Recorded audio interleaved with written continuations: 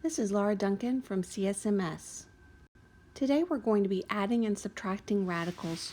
When we're adding and subtracting radicals, it's very similar to when we're adding like terms. If we have 4x plus 5x, we simply add the coefficients and have 9x. Well, this is very much similar to what we have here when we have the square root of 7. We don't want you putting the square root of 7 in your calculator. This is an exact answer. So we would add the coefficients. So we'd have 4 plus 5 is 9, and then that 9 times the square root of 7 is our final answer. Let's look at number 2. Since we have both terms have times the square root of 11, they're similar. They're like terms. So we would simply look at the coefficients. We would subtract them. 8 minus 2 is 6. And since the square root of 11 cannot be simplified, the final answer would be 6 times the square root of 11. On number 3, we're looking for things we can simplify. So we could combine 3 times the square root of 6 plus 5 times the square root of 6. That would be 8 times the square root of 6. The square root of 6 cannot be simplified anymore. Now we have this term left. Notice that it's minus 2 times the square root of 13. The square root of 13. 13 is a prime number. It cannot be simplified anymore. So that is your final answer. Please pause the video and try number 4 on your own. Check your answer here, please. Did you notice that -3 and 2 combined to a negative understood 1 here? Now let's turn our attention to the next page. On number 5, we don't see anything that we can add together. However, the square root of 192 can be simplified. So let's look at the square root of 192 and try to simplify it. We can begin by dividing by 2. Breaking it down by 2's didn't really help me as much as I wanted it to. So let me teach you another principle. If we have 2 of the same, then this 2 times 2 is 4. Well, the square root of 4 is 2. So it's like these 2 will become 1 under the sun.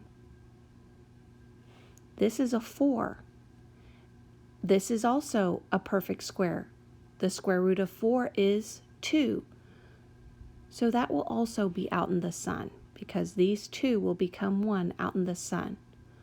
Well, let's break down this 6 a little bit further. We have 2 times 3 is 6. Well, we have this 2 over here and this 2 over here. So this 2's will become 1 out in the sun. Then we're left with a 3. The 3 is left under the radical. Now let me show you what would happen if I had chosen a different number.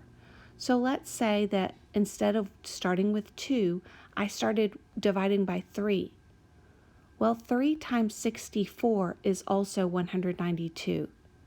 And that may be a little bit easier for you because you can see that the square root of 64 is 8. Well, 2 times 2 times 2, that's 8 as well. So we could have written it this way and had the 3 under the radical. Now there's one thing I don't want you to forget, is that 5, yes, at the very beginning. So don't forget the 5. We have 5 times the 8 times the square root of 3. And we'll be subtracting 7 times the square root of 3. Let's make things a little more simple. 5 times 8 is 40. 40 times the square root of 3 minus 7 times the square root of 3. Now we can simplify this to 33. And it would be 33 times the square root of 3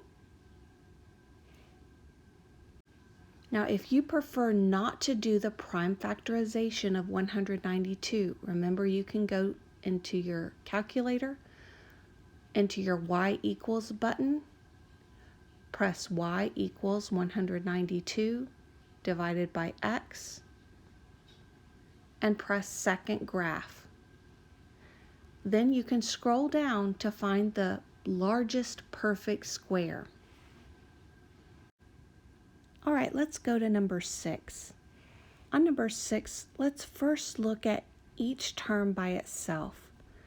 We have 25 times the square root of 2. Now this 2 is a prime number, so since it's prime, we cannot take the square root of 2.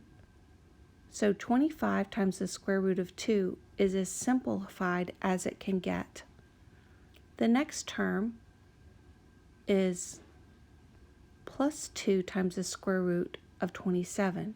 I don't want to forget that 2, so I'm going to put that in my workspace. And then over here, I can think about the square root of 27. I know 27 is divisible by 3. And one of the biggest mistakes that Algebra 1 students make is they forget 9 is a perfect square. So to simplify this, we'll have 2 times the perfect square of 3 times the square root of 3, which is left over here. Let's look at the third term, minus 3 times the square root of 98. So I don't want to forget that minus 3. So I'm going to put it down there and then do some work over here. So 98. Let's start by dividing by 2. Dividing by 2 this time helped us find a perfect square. The square root of 49 is a perfect square.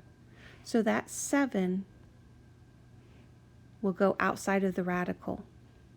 And then this 2 that's left over will stay inside of the radical. It is not a perfect square.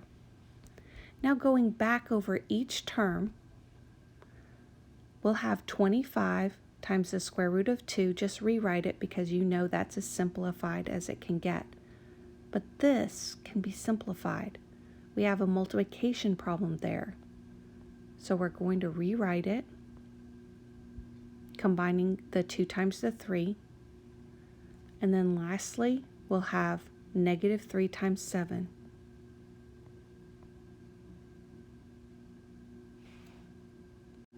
Are there any terms you can combine?